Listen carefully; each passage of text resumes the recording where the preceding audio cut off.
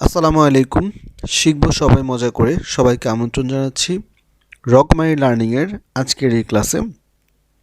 আজকে এই ক্লাসে আমরা ক্লাস 8-এর ইংলিশ ফর টুডের ইউনিট 2 এর লেসন 2 তোমাদের পড়াবো।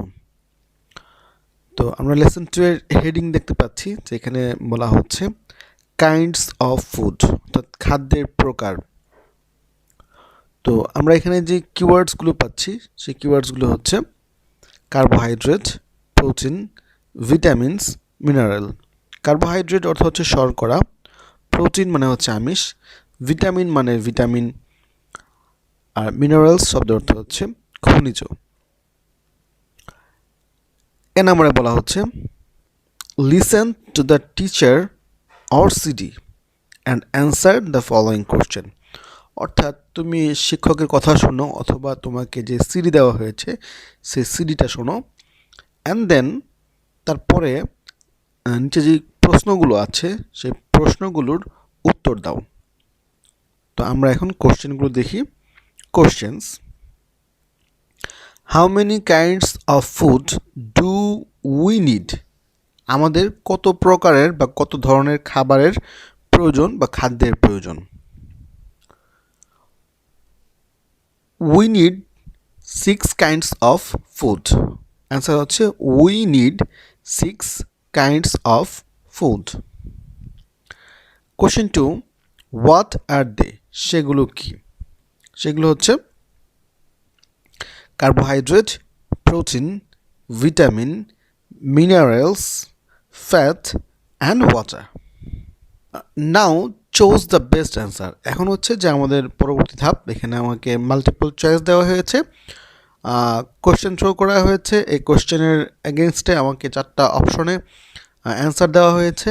এখন আমাকে এখান থেকে বেছে নিতে হবে যে কোন অ্যান্সারটা হচ্ছে কারেক্ট। সো প্রথম মাল্টিপল চয়েসটা হচ্ছে foods are divided into classes according to their. খাদ্য বিভক্ত করা হয়েছে তাদের কি অনুযায়ী? অর্থাৎ খাদ্য কি বিভক্ত করা হয়েছে বা খাদ্যের শ্রেণীবিন্যাস করা হয়েছে কীভাবে? তো এ নাম্বার অ্যান্সার হচ্ছে কালার্স অ্যান্ড টেস্টস, অর্থাৎ খাদ্যের রং এবং স্বাদ অনুযায়ী। বি নাম্বার অপশনে বলা হয়েছে শেপস অ্যান্ড সাইজ, খাদ্যের আকার এবং আকৃতি অনুযায়ী। সি নাম্বারে বলেছে সাবস্টেন্সেস দ্য কন্টেন্ট, তারা যেই উপাদানগুলো বহন করে সে অনুযায়ী। আর ডি নাম্বারে বলা হয়েছে ওয়াটার দ্য কন্টেইন, তারা যেই পরিমাণে পানি বহন করে সে অনুযায়ী। তো এখানে অ্যান্সার হবে সি নাম্বার, যে সাবস্টেন্সেস দ্য কন্টেইন, তারা যেই খাদ্য যেই উপাদানগুলো বহন করে সেই উপাদান অনুযায়ী খাদ্যকে বিভক্ত করা হয়েছে বা খাদ্যকে শ্রেণীবিন্যাস করা হয়েছে, খাদ্যের শ্রেণীবিন্যাস করা হয়েছে। আমরা 2 নাম্বার দেখি। 2 নাম্বারে বলা হচ্ছে potatoes contain A lot of. Potato শব্দ হচ্ছে আলু, আলুর মধ্যে থাকে বা আলুর মধ্যে আছে কি আছে? অনেক আছে। কি আছে? এ নাম্বার অপশনে বলা হয়েছে কার্বোহাইড্রেট অর্থাৎ শর্করা। বি নাম্বারে বলা হয়েছে প্রোটিন অর্থাৎ আমিষ। সি নাম্বারে বলা হয়েছে ভিটামিনস এবং ডি নাম্বারে বলা হয়েছে মিনারেলস। তো আমরা জানি আলু একটা শর্করা জাতীয় খাবার, সো এখানে অ্যান্সার হবে এ কার্বোহাইড্রেট। 3 নম্বরে বলা হচ্ছে বাটার অ্যান্ড ঘি are the good source of. মাখন এবং ঘি হচ্ছে কিসের উৎস? ভালো উৎস। কিসের ভালো উৎস? Protein, fat, minerals, carbohydrate. তো আমরা জানি কি মাখন এবং ঘি এটা হচ্ছে চর্বির ভালো একটা উৎস। তো এখানে অ্যান্সার হবে ফ্যাট, অর্থাৎ বি নাম্বার হচ্ছে আমাদের কারেক্ট অ্যান্সার। এরপর আমরা দেখি 4 নম্বরে বলা হচ্ছে মিনারেলস আর প্রেজেন্ট ইন, অর্থাৎ খনিজ পদার্থটা উপস্থিত আছে বা বিদ্যমান আছে কিসের মধ্যে? এ নম্বরে বলা হচ্ছে নাটস, নাটস মানে হচ্ছে বাদাম।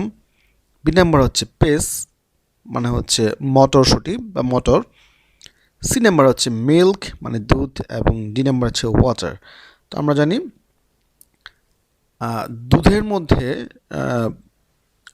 খনিজ পদার্থ থাকে বিদ্যমান, সো অ্যান্সার হবে সি মিল্ক।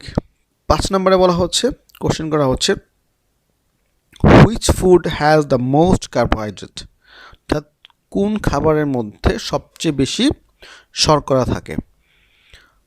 তো এখানে অপশন দেওয়া হয়েছে, A number sugar, B number rice, C নাম্বারে বলা হচ্ছে ফ্রুটস এবং ডি নাম্বারে বলা হচ্ছে ভেজিটেবলস।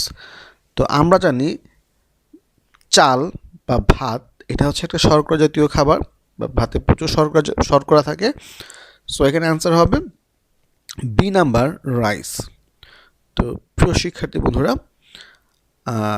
লেসন ইউনিট 2 এর লেসন 2টা এ পর্যন্তই ছিল। আশা করি তোমরা লেসন 2টা বুঝতে পেরেছো এবং সবগুলো কোশ্চেনের অ্যান্সার পেয়েছো।